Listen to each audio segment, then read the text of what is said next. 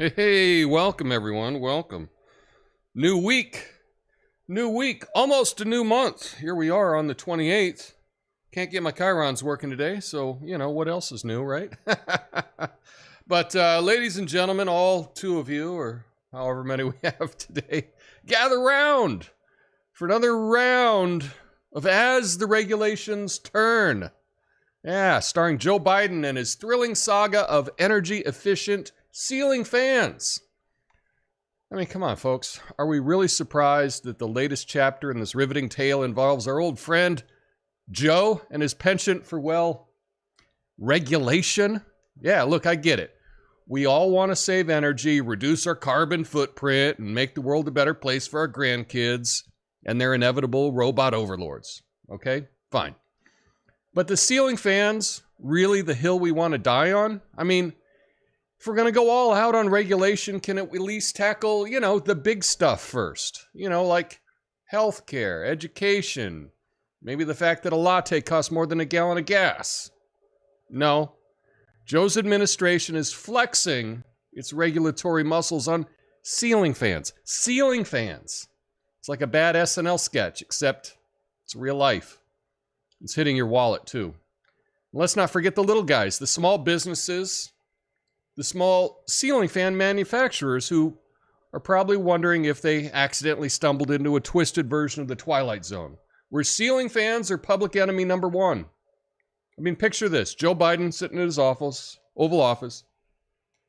Look, we know he's not doing this, okay, but let's pretend that like Joe Biden's running the place. Picture him in his Oval Office, surrounded by his advisors, passionately discussing the urgency of ceiling fan efficiency. Folks, this is it. This is the moment we've been waiting for.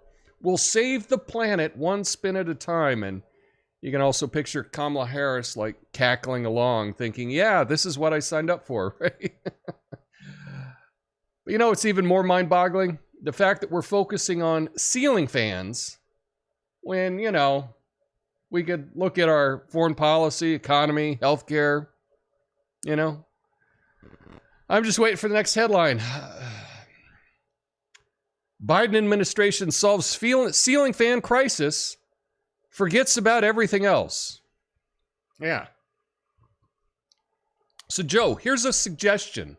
Let's prioritize, shall we? Energy efficiency is great, but how about we channel that energy into tackling issues that actually matter for the American people? Because I'm pretty sure the folks who voted you into office, they weren't thinking, finally, someone who's going to take a stand against those rogue ceiling fans.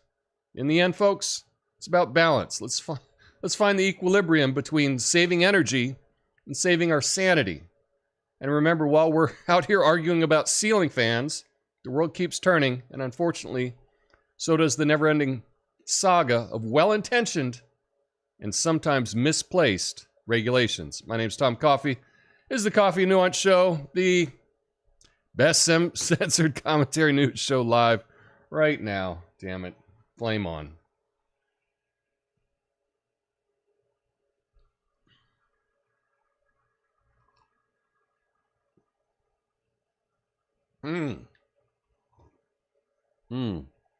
All right. Well, looks like we got an ad on Rumble. MAGA winners aren't losers. Funny Trump children's book on your Amazon and Etsy link in the bio. Well, cool. You can advertise in the comments, and perhaps I'll get more people in the comments if I just open it to everybody advertising their stuff. But if you got something for sale, why not put it in there, right? Why not put it in there? I'm not going to regulate it like Biden's regulating these ceiling fans, right?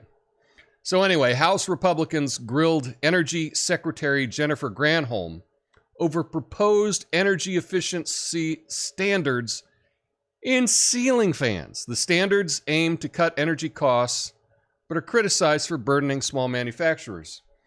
The Energy Department claims the benefits outweigh the costs. The debate echoes broader tensions over appliance efficiency rules in the Biden administration, including gas stove regulations. So here we are again. Regulate this, regulate that. We can't decide for ourselves. We got these ceiling fans, which honestly, you could run a ceiling fan all year. It's not going to use the same amount of electricity as, I don't know, one trip to the store, right? And it certainly is not going to use the same amount of electricity that it takes to, I don't know, manufacture a weapon, right? What do you think's worse for the environment? An ongoing conflict in Ukraine? Or ceiling fans that may not be as efficient as they could be? This is insane. This is absolutely insane. I think as a general rule, F regulation, that's kind of how I feel. I mean, obviously we need some kind of regulation, but ceiling fans? Really? Really? This is where we're concentrating.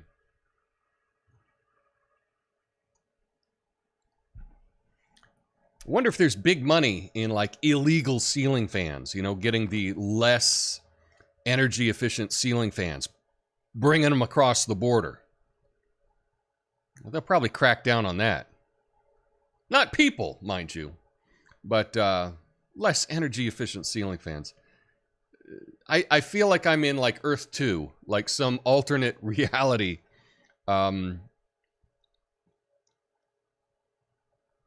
I don't even know what to say about this. This just seems totally insane.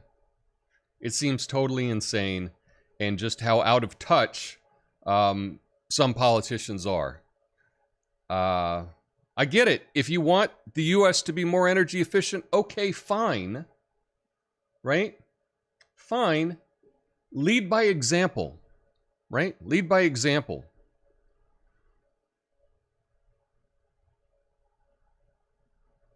I bet there were ceiling fans in the big cabin, though, that Biden stayed at for an entire week while Maui was smoldering. Bet there were ceiling fans there. But anyway, just insanity. Just insanity. Well, speaking of insanity, let's get to this next story.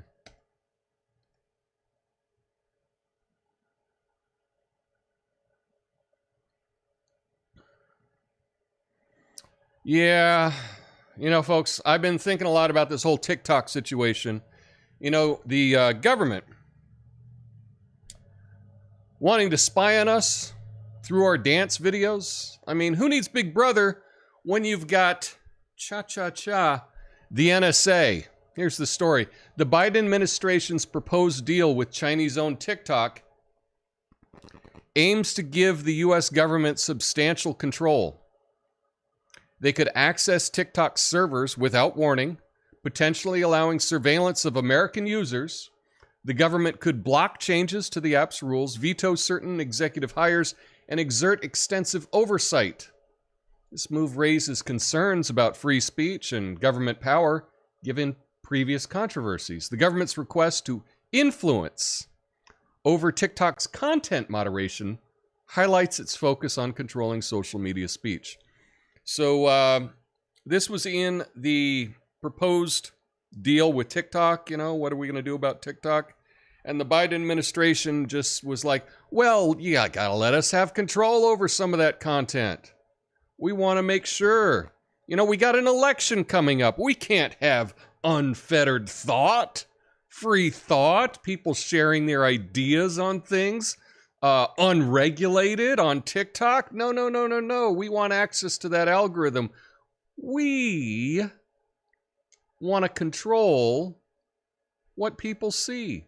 We want to be able to manipulate it. We want to be able to look through people's phones and every one of their apps without people being pesky, laws and things like that. Give me a... So, this should have you concerned. Again, I think that the fight about TikTok, honestly, is done. A lot of people warned about TikTok because, well, there's two things with TikTok that are concerning, right? One is that it's a Chinese-owned company and they control the algorithm, right? And so while in China, you don't have all these idiotic things being pushed on kids in China, the TikTok algorithm tells Chinese kids to study hard and work hard and do your homework and be kind to your parents and things like that on the Chinese TikTok. But over here, we've got just absolute insanity. Just pretty much destroying people's minds. I mean, if I can be hyperbolic about it. So that's one concern.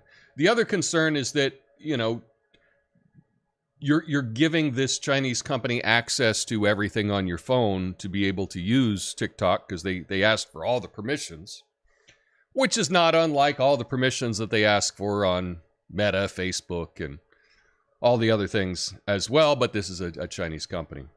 So I've never installed TikTok on my phone. I've never installed Facebook on my phone either. But it looks like that fight is done. I guess everyone's going to have TikTok. I heard that Fox News is now taking ads from TikTok. So even if Fox News, which I guess used to be opposed to TikTok, now they're taking money. That's a losing battle. But then to find out that the Biden administration, you know, wanted access to the algorithm, wanted to be able to influence what was seen on the app and have access to your phone. Well, it's not like they have a history of anything shady, so I guess we probably have nothing to worry about there. Next up is about schools, but this is schools in France.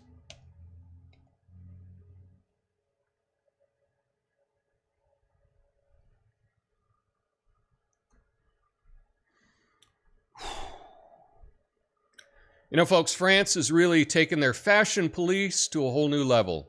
They've decided to ban kids from wearing the abaya, those flowing robes some Muslim women wear in state-run schools. But seriously, France is sticking to their secular guns. They've banned headscarves, full-face veils, and now abayas. I'm just waiting for them to introduce the secular uniform. Like, congratulations, kids, you get to wear a beret and a striped shirt, right? Vive la France. So here's the story. France's education minister has announced a ban on children wearing the abaya, the full-length robe worn by some Muslim women in state-run schools. The ban is intended to prevent religious identification among students and maintain a secular classroom environment, in line with France's history of separating religion from education. Oh, what a concept. This decision is consistent with France's efforts to uphold secular values and prevent religious influence in public schools. Well, I agree. And it just brings back something that I will share as someone that is taught in the public schools and someone that has taught in the most economically disadvantaged schools. I can say, in my opinion, the best thing is to have school uniforms. I would hate that as a kid, but what it does is then it alleviates all the stress that kids have on wearing the cool pants or having the cool jeans or whatever the latest thing is that costs too much money that these kids can't afford.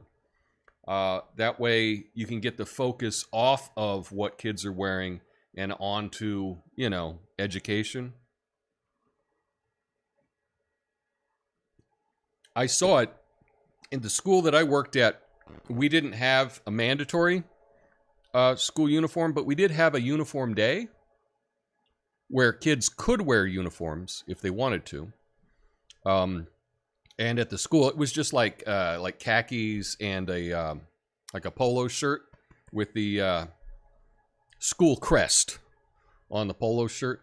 And on those days, the kids that wore the uniform, the behavior was better. I saw it firsthand in my own classroom. On uniform days, the kids' behavior was better. And that's, I think, one of the biggest issues, especially in inner city schools.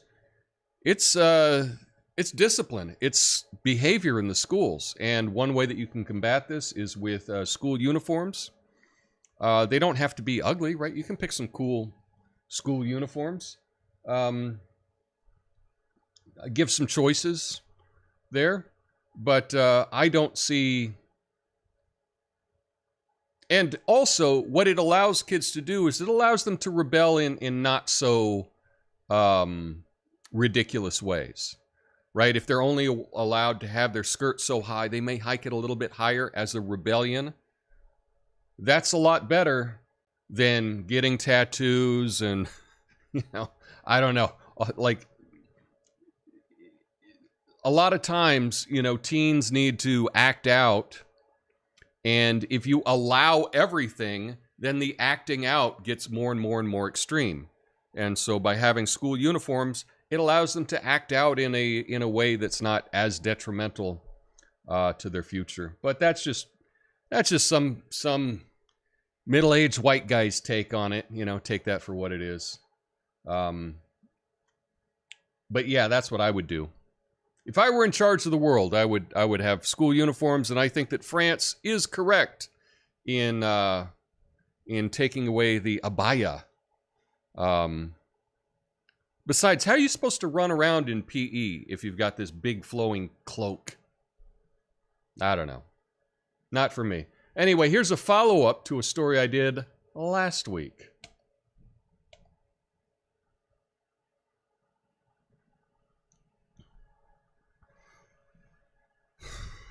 Well, folks, they just wrapped up the biggest Loch Ness monster hunt in decades in Scotland. Yeah, apparently they had thermal drones, hydrophones, and a whole bunch of volunteers staring at the lake.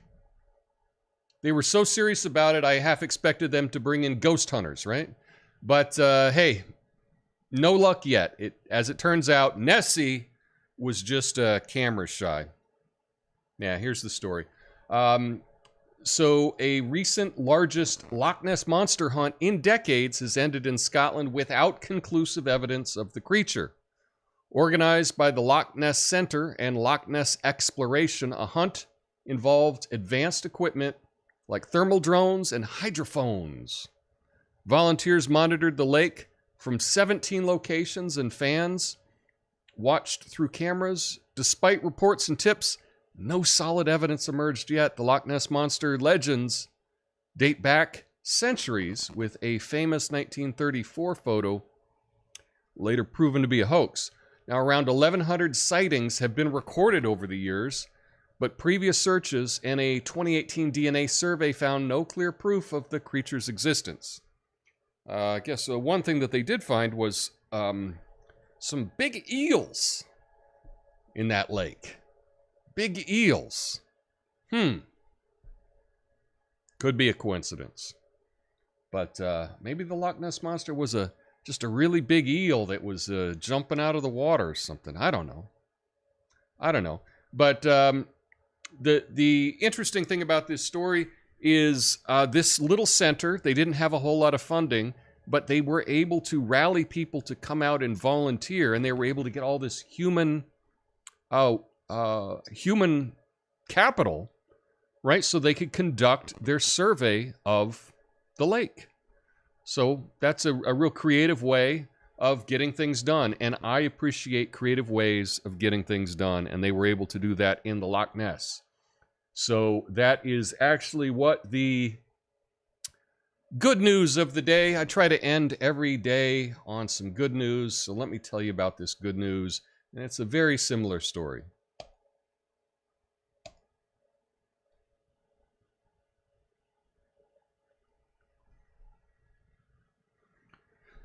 Yeah, so did you hear about the ancient tree inventory thing in the UK? Yeah, apparently the British are so obsessed with trees, they're treating them like celebrities now. So a UK nonprofit, the Woodland Trust, has created an ancient tree inventory to involve the public in recording ancient trees across the British Isles. This initiative promotes conservation and research, showcasing the unique relationship Britons have with trees. Now, despite historical deforestation, the UK still boasts hundreds of thousands of centuries-old trees. Unlike traditional registries, this crowd-sourced inventory includes species, diversity, and has around 10 times more entries than Italy's similar registry. The Woodland Trust offers an app and printed materials for anyone to officially register these trees, contributing to their preservation. The ancient trees are vital for global forest health, carrying genetic knowledge that helps future trees adapt to changing environments. So this, I think, is kind of cool. What a fun activity! What a fun way to, get some of this research done for free, right? They created an app. They invited the public to help them out, and they were like, here's what you can do. Get the app, find a tree that's not on the registry, and go out there. You take a picture of the tree, you measure the circumference. They have a number of things that they want you to input. So you could, what a cool activity you could do with the kids. Hey, let's go find a tree that's not on this registry, and let's input it into the registry. And I think that's a win for everyone. It's a win for the organization, so they have more information at their fingertips. They may not have the staff to go out and measure and track every single tree in the country, but they can encourage others to do it, and they can crowdsource that information. I love the idea of crowdsourcing. I think it's one of the best things that's come about from the internet. If you need help with something, you can crowdsource it. And how many times has crowdsourcing turned into something really awesome, right? And so this is just another example of it. And you may think about that. Maybe you have an idea on something that you can crowdsource. It's too big a task for you to do yourself, but if we can involve the community, we can get these things done. So I think that's the good news of the day. I always like to end on some good news. Stick around for the after show. I'll be going through all of your comments. But that's all I have for you today. I will be back on Wednesday with a Big Idea Wednesday. I am now just going to do the show 3 times a week. So I'll be back Wednesday. Hope to see you then. Stick around for the after show. I'll be going through all your comments. Till then, peace.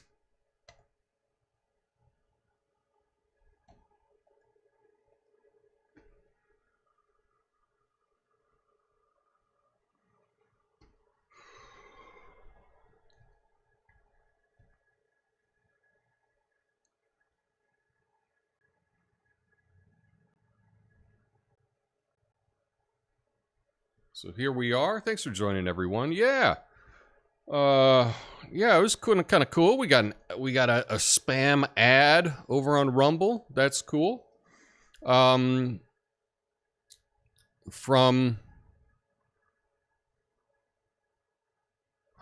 that's interesting. But perhaps it's a... Anyway, don't know who the person is, but they got a book for sale. Winners Aren't Losers. So, that might be a fun book. Maybe you check it out. Rev68 says, efficient ceiling fans brought to you by the same people that filled our homes full of mercury-filled CFL bulbs. Yeah. Yep. Same people. Lucid Moments, Natasha checking in. What's up, everyone? Lucid says, I'll start posting my yard sales here. Yeah, knock yourself out. Natasha says, I once had a remote-controlled ceiling fan. Talk about spoiled. Well, nothing wrong with the remote control. I would always want to have a backup for the remote control. I wouldn't want it to be just the remote control. I still want a switch that I can go to. I mean, can you imagine, right? You lose the remote control, you can't turn the fan off. That would not be a good thing. Lucid says, I don't think I've ever turned off the ceiling fan in the living room. I have the switch taped. Yeah. I suspect the energy that a ceiling fan uses in a year is not much. Not much at all. I don't know. Seems like it's all about control, doesn't it? Lucid says, I do Facebook to holla at relatives. Okay. Okay, now I think you can, I do have a Facebook account. I don't think I've logged in a couple years. And it's set to private so I don't get a whole bunch of requests and things like that. But I certainly wouldn't put it on my phone. That's for sure.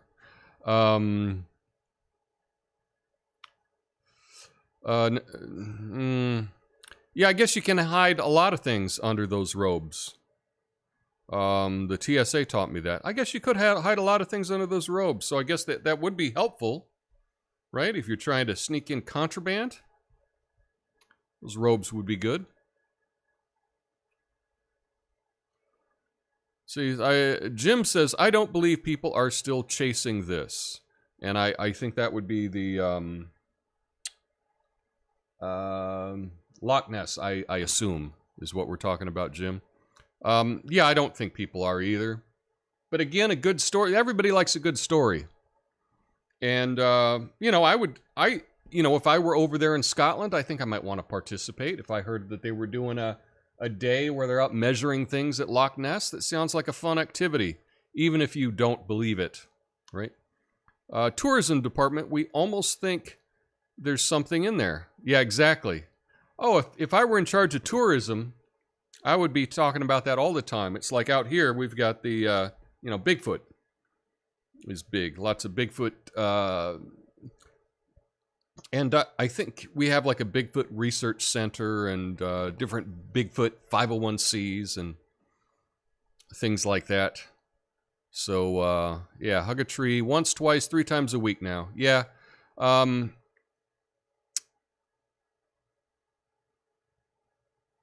Yeah, I'm just, I